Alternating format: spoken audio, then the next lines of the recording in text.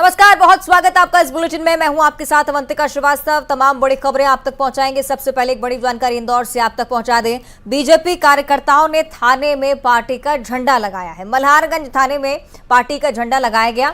झंडा लगाने वालों में बीजेपी के पूर्व पार्षद भी शामिल हैं। पूर्व बीजेपी विधायक सुदर्शन गुप्ता का विरोध किया जा रहा था और विरोध के चलते पुलिस ने कार्यकर्ताओं को यहां पर रोका था। इंदौर से ये तस्वीरें भी आप देखिए। बीजेपी कार्यकर्ताओं ने थाने में पार्टी का झंडा लगा दिया। जमकर नारेबाजी। मल्हारगंज थाने में पार्टी का झंडा लगा था और झंडा लगाने वालों में बीजेपी का पूर्व पार्षद भी शामिल है। पूर्व बीजेपी विधायक सुदर्शन गुप्ता का विरोध कर रहे थे और विरोध के चलते पुलिस ने कार्यकर्ताओं को रोका था। उसके बाद थाने में ही हंगामा शुरू कर दिया। सही कि हिमांशु ज्यादा जानकारी देंगे। हिमांशु, क्या था पूरा विवाद? शिवराज सिंह चौहान जन आशीर्वाद यात्रा को संबोधित करने के लिए इंदौर आए हुए हैं। यहाँ विधानसभा क्षेत्र क्रमांक 1 के बीजेपी के पूर्व विधायक सुदर्शन गुप्ता का पार्टी के ही कुछ लोग विरोध कर रहे हैं और उन्होंने मुख्यमंत्री के सामने नारेबाजी करने की कोशिश की कि सुदर्शन गुप्ता नहीं चलेगा, सुदर्शन तेरी तानाशाही नहीं चलेगी। तो आगे आगे कार्यकर्ता थे और पीछे पीछे पुलिस थी। पुलिस कार्यकर्ताओं को रोक रही थी और दो घटनाक्रम हुए। पहले घटनाक्रम में ये कार्यकर्ता एरोड्रम थाने पर पहुंचे। एरोड्रम थाने पर इन्होंने जोरदार नारेबाजी की। उसके बाद फिर पुलिस इनके पीछे लग गई कि कहीं जन आशीर्वाद यात्रा में व्यवधान उत्पन्न न कर दे। तो कार्यकर्ताओं के पीछे जब पुलिस जा रही थी तो ये लोग मल्हारगंज थाने पहुंच गए और मल्हारगंज थाने पहुंचने के बाद यहाँ भी नारेबाजी हुई और थाने के ऊपर इन लोगों ने झंडा लगा दिया। कुल मिलाकर यह है कि विधानसभा क्षेत्र क्रमांक 1 में सियासी घमासान मचा हुआ है। पूर्व विधायक सुदर्शन गुप्ता का खासा यहाँ पर विरोध हो रहा है। उस विरोध के चलते जन आशीर्वाद यात्रा पर इसका प्रभाव न हिमांशु, विरोध किस बात को लेकर है, इस बारे में अभी तक जानकारी? विरोध इस बात को लेकर है कि वो पिछली बार विधायक रहे हैं सुदर्शन गुप्ता और उनकी कार्यप्रणाली से यहाँ के कार्यकर्ता खासे नाराज हैं। कार्यकर्ताओं का कहना है कि इस बार विधानसभा चुनाव में सुदर्शन गुप्ता के अलावा किसी अन्य व्यक्ति को मौका दिया जाए। इसमें बीजेपी के कई पूर्व पार्षद भी हैं जिन्होंने विरोध दर्ज किया है। बीजेपी के पूर्व मंडल अध्यक्ष भी हैं, क्योंकि पहले ये इंटरनली चल रहा था मामला, लेकिन अब धीरे धीरे ये खुलकर सामने आने लगा। और आज तो आश्चर्यजनक बात ये हुई कि मुख्यमंत्री की मौजूदगी में इन लोगों ने इस बात को सार्वजनिक कर दिया और थाने तक बात पहुंच गई। ठीक है, चलिए अब देखने वाली बात की क्या पार्टी की तरफ से प्रतिक्रिया सामने आती है। बहुत शुक्रिया आपका हिमांशु। आगे बढ़ते हैं। दतिया से अगली बड़ी खबर, जहां ऑनलाइन फ्रॉड करने वाली गैंग का खुलासा हो चुका है। फ्रॉड करने वाले 2 लोग गिरफ्तार किए गए हैं। योजनाओं के लाभ दिलाने के नाम पर ठगी की वारदात को अंजाम दे रहे थे। ऑनलाइन बैटिंग के पैसों का ट्रांजैक्शन किया करते थे। खातों में 3 करोड़ का ट्रांजैक्शन अब तक हो चुका था। पुलिस ने खाते में 80 लाख रुपए सीज कर दिए। छापे में कई अहम दस्तावेज भी जब्त किए गए हैं। तो दतिया से बड़ी जानकारी, फ्रॉड करने वाले 2 आरोपियों को पुलिस ने पकड़ा है। सरकारी योजनाओं के लाभ के नाम पर लाखों की ठगी की जाती थी। ऑनलाइन बैटिंग के जरिए भी पैसों के ट्रांजैक्शन की बात सामने आ रही है। 3 करोड़ का ट्रांजैक्शन अभी तक देखा गया। 80 लाख रुपए जो कि खाते में डले हुए थे उन्हें भी सीज किया गया है। सहयोगी अशोक हमें विस्तार से बताएंगे मामला। अशोक, कैसे मामला पुलिस के संज्ञान में, अभी तक क्या कार्रवाई? देखिए अवंतिका, पुलिस के पास एक साधारण शिकायत पहुंची थी कि किसी ने उसका खाता खुलवाया था और उसमें कुछ ट्रांजैक्शन हुए हैं जो उसकी जानकारी में नहीं है। तो पुलिस ने अमूमन इसको एक साधारण सी शिकायत मान के उसकी जांच शुरू की, लेकिन जैसे जैसे ये जांच आगे बढ़ती गई तो इसमें बहुत हैरत अंगेज खुलासे होते चले गए। पुलिस को पता चला कि ये तो बहुत बड़ी गैंग है। इस तरह के बहुत सारे लोगों ने के खाते खुलवाए गए हैं। और जब पुलिस उन लोगों तक पहुंची और उनके घर पे रेड डाली तो पुलिस को बहुत सारे फैक्ट्स और ऐसे दस्तावेज, ATM card, pan card, bank की पासबुक, ऐसी बहुत सारी चीजें मिली। इससे पता चला कि ये बहुत बड़ी गैंग है और ये ऑनलाइन बेटिंग करती है और इनका जो पैसा आता है वो हवाला कारोबार में भी लगाया जाता है।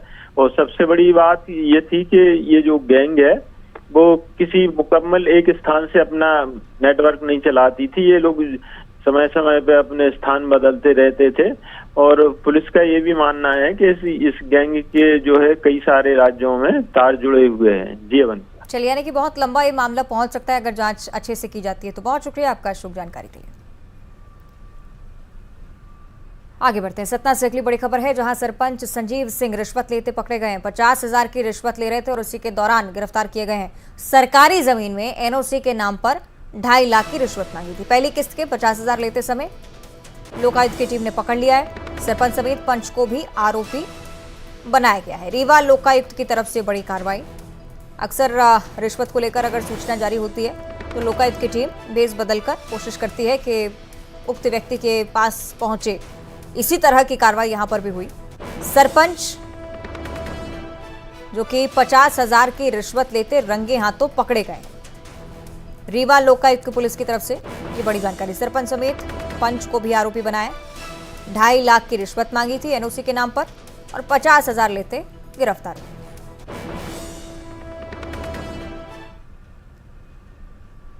और अगली बड़ी खबर बुरहानपुर से है, जहां स्कूल की बस हादसे का शिकार हो गई। बेकाबू बस खेत में जाकर पलट गई। बस में सवार स्कूली बच्चों को हल्की चोटें आई हैं। घायलों को फौरन नेपानगर हॉस्पिटल शिफ्ट किया गया। पलासुर गांव की पूरी घटना है। बुरहानपुर से खबर हम आपको बता रहे हैं। स्कूली बस हादसे का शिकार हुई। अचानक से अनियंत्रित होकर खेत में पलट गई। कई सारे स्कूली बच्चे इसमें सवार थे, लेकिन राहत भरी बात है कि हल्की फुल्की चोट आई है। कोई गंभीर समस्या नहीं है, गंभीर परेशानी नहीं है। नेपानगर हॉस्पिटल में भर्ती करवाया गया है सभी बच्चों को। पलासुर गांव की पूरी घटना।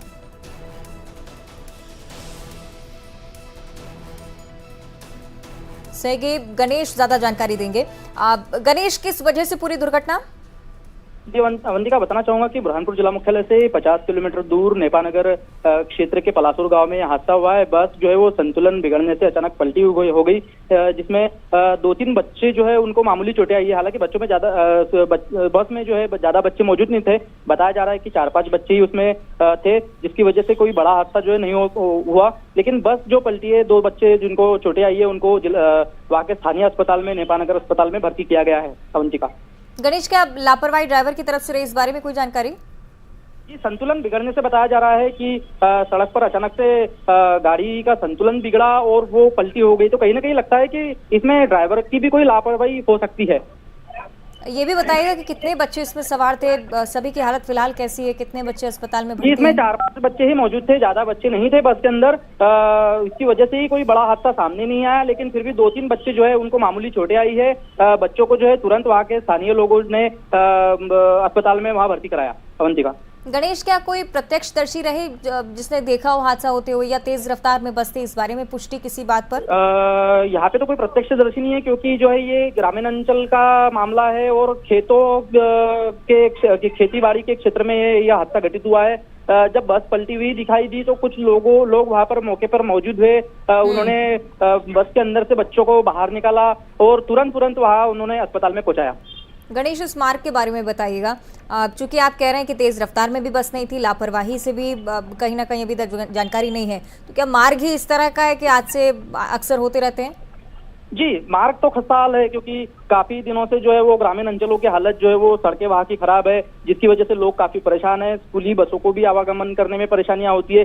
कई सारे ग्रामीण अंचलों के जो लोग हैं वो अपनी एम्बुलेंस जो है वो जिला अस्पताल तक के, जिला मुख्यालय तक के पहुंच नहीं पाते। कई बरसात के दिनों में जो है रास्ते काफी खस्ताहाल हो गए हैं, जिसकी वजह से ये हादसे जो है कई बार ऐसे देखने को मिलते हैं। छोटे मोटे हादसे भी दिखाई देते हैं।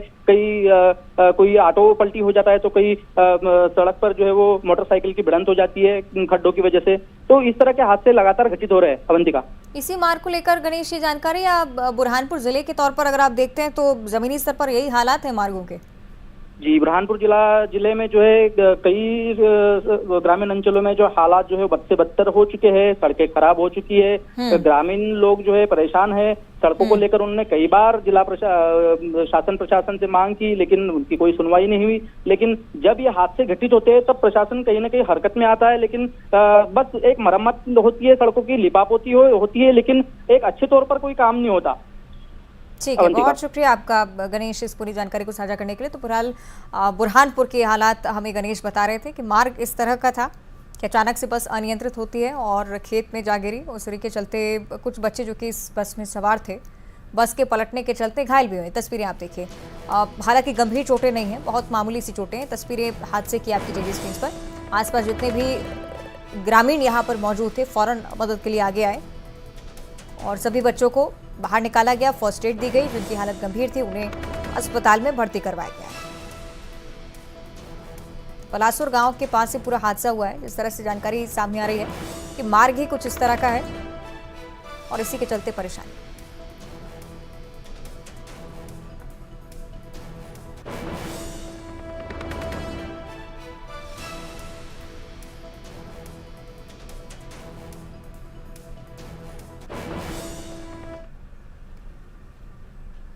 और अगली खबर अनूपपुर से है, जहां सड़क के गड्ढे लोगों के लिए परेशानी का सबब बने हुए हैं। वार्ड पार्षद ने बताया कि कई सालों से सड़क जर्जर है, इसी हालत में है, लोग परेशान भी हो रहे हैं, लेकिन कोई सुनवाई करने को तैयार नहीं है। इस पर गुस्साए वार्ड पार्षद ने गड्ढे में बैठकर इसका विरोध जताया। कुछ खास तस्वीरें भी सामने आई हैं, वो भी आपको दिखाते हैं। नंबर 7 की पार्षद जो इस बिजली नगर पालिका की जो पार्षदा हैं, जो पार्षद महोदय, इन्हीं से हम जानने की कोशिश कर रहे हैं कि वो इस गड्ढे पर बैठने का निर्णय क्यों लिए। हम गड्ढे में बैठने का निर्णय इसलिए लिए क्योंकि ये करीब 10 सालों से ये रोड ऐसी ही है। आप ज़रा देखिए, इधर उधर देखिए, यहाँ के लोगों का क्या हालत है। ये 10 सालों से नगर पालिका से रोड नहीं बन रही थी और अभी क्या हुआ है कि एक साल से ये कालरी को टेंडर मिल गया है, जो कलेक्टर साहब के द्वारा सामने ये कालरी ने यूनिवर्सिटी ले रखा है कि हम बना देंगे, और ये रोज़ कहते हैं कि 15 दिन के अंदर बन जाएगी, और आज तक ये रोड नहीं बनी है। यहाँ की जनता, पब्लिक, बच्चे, यहाँ तक कि यहाँ से स्कूल आरकेबी स्कूल जो यहाँ की सबसे फेमस स्कूल है, यहीं से बस गुजरती है। आप ज़रा सोचिए कि यहाँ का क्या हाल होता होगा। कभी बस डगमगा जाती है, आए दिन स्कूटी से बच्चे गिरते हैं, बड़े बुजुर्ग गिरते हैं। इनके बगल में घर जो है, इनके बच्चे ट्यूशन नहीं जा पाते हैं अगर पानी गिरता है। आज 4 दिन पहले पानी गिरा तब ये हाल है। ज़रा सोचिए कि जब पानी गिरता है ये कैसे बना के रखे हैं ताकि हमारे घर में पानी न जाए। ये मेड़ बना के रखे हैं रोड में। और अब चर्चा करेंगे रीवा जिले की, जहां बदमाशों के हौसले बुलंद हैं। बाइक सवार युवकों ने युवक को गोली मारी और पुरानी रंजिश के चलते अभी तक इस वारदात को अंजाम देना स्पष्ट हो पाया है। घायल युवक को अस्पताल में भर्ती करवाया गया। घटना की सूचना मिलते ही पुलिस मौके पर पहुंची, जानकारी ली है इस पूरी घटना की और आरोपी की तलाश में जुटी हुई है।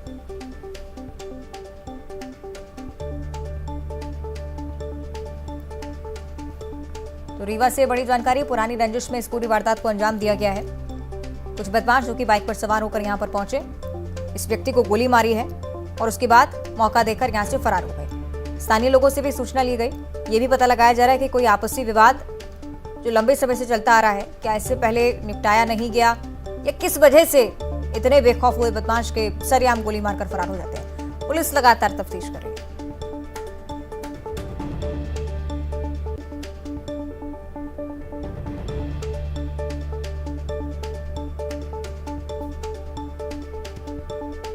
प्रताप सिंह ये अपने साथियों के साथ मोटरसाइकिल से वहाँ पहुँच करके चाय पी रहा था, और चाय पी के जब लौटा तो इनकी दुश्मनी जो है पुरानी रंजिश थी लकी परिहार से।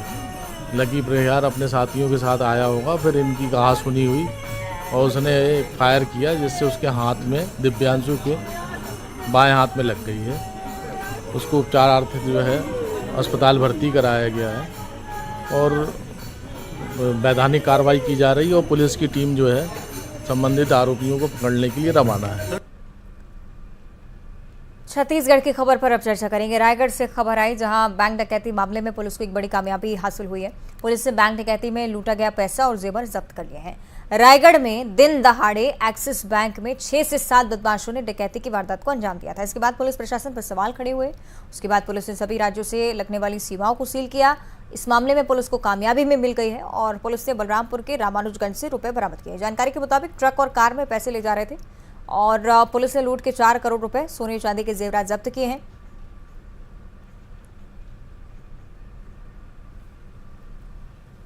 और सीधे लोकसभा आपको लिए चलते हैं। महिला आरक्षण बिल पर लगातार चर्चा हो रही है। स्मृति ईरानी क्या कुछ कह रही हैं, ये सुन लेते हैं। मूल भावना को देखें तो गणेश जी का स्वरूप अपने आप में अपनी मां के हाथों से सृजित है, और मां के प्रण ने, मां की तपस्या ने गणपति जी में प्राण दिए, यह उसका सबसे बड़ा प्रतीक है। हमारी सभ्यता में यह भी मान्यता है कि नव भवन में जब प्रवेश होता है तो पहला पैर, पथ पर पहला आगमन घर की लक्ष्मी का होता है। कई समाज के वर्गों में भवन के बाहर घर की लक्ष्मी अपने हाथ की अमिट छाप छोड़ती है, और कई परिवारों में पैरों के नीचे आलता लगाकर बेटियों का सबसे पहला कदम ऐसे भवनों में रखा जाता है। और अगर संविधान की मर्यादा की दृष्टि से देखें तो लक्ष्मी ने संवैधानिक स्वरूप लिया है इस अधिनियम के माध्यम से, जिसके लिए मैं सरकार का, इस सदन का और पीठ का विशेषता आभार व्यक्त करती हूं। आज चर्चा में कई महानुभावों ने श्रद्धेय अटल बिहारी वाजपेयी जी का नाम लिया और साथ ही आदरणीय देवी गौड़ा जी को भी आभार वंदन किया। ये भी सत्य है कि मुझसे पूर्व की वक्ता ने राष्ट्र को जब गुलामी से स्वतंत्रता मिली तब क्या महिलाओं की परिस्थिति थी उसका उल्लेख किया कि हां, तब भी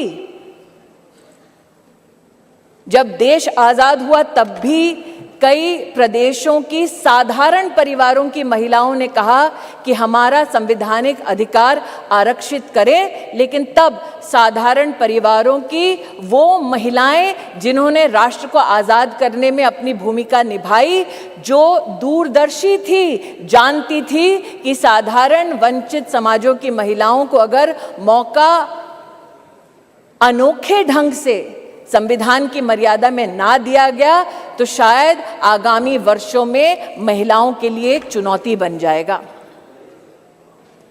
आज मैं उन महिलाओं की दूरदर्शी सोच को वंदन करती हूं। महोदय, 1971 में तब की सरकार में एक कमेटी का गठन हुआ on the status of women in India, और आज मैं विशेष रूप से आपका ध्यान आकृष्ट करती हूं 1974 में जब कमेटी ने अपनी रिपोर्ट को साझा किया तो उसके 7वें चैप्टर में पॉलिटिकल स्टेटस के वर्णन में ये इंगित है कि तब भारतीय जनसंघ ने कहा था कि महिलाओं को कॉन्स्टिट्यूशनली गारंटी कीजिए। They were the advocates for women's reservation. आज जनसंघ के उन नेताओं को, उन चिंतकों को मैं आभार व्यक्त करती हूं।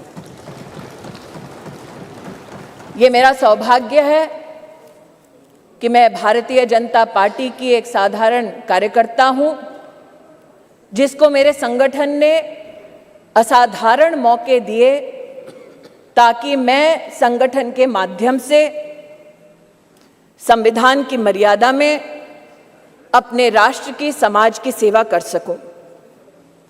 ये भाजपा के कार्यकर्ताओं का गौरव है कि इस राष्ट्र में अपने संगठन में पहली बार महिलाओं को आरक्षण देने वाली राजनीतिक पार्टी भारतीय जनता पार्टी बनी। ये भी कहना सत्य होगा कि व्यवस्थाओं को किस दृष्टि से संगठन में सम्मिलित करना, इसके लिए साल 2007 में नेशनल एग्जीक्यूटिव की मीटिंग के अंतर्गत तब के हमारे राष्ट्रीय अध्यक्ष और अब के हमारी कैबिनेट के वरिष्ठ नेता श्री राजनाथ सिंह जी ने एक कमेटी का गठन किया। ये सौभाग्य है मेरा कि उस कमेटी में आज 2 सदस्य वर्तमान इस सदन में उपस्थित हैं। आज उस कमेटी जिसकी अध्यक्षता श्रद्धेय सुषमा स्वराज जी ने की, आज उस कमेटी की। और इसी के साथ इस बुलेटिन में इतना ही। देखते रहिए न्यूज़ 18।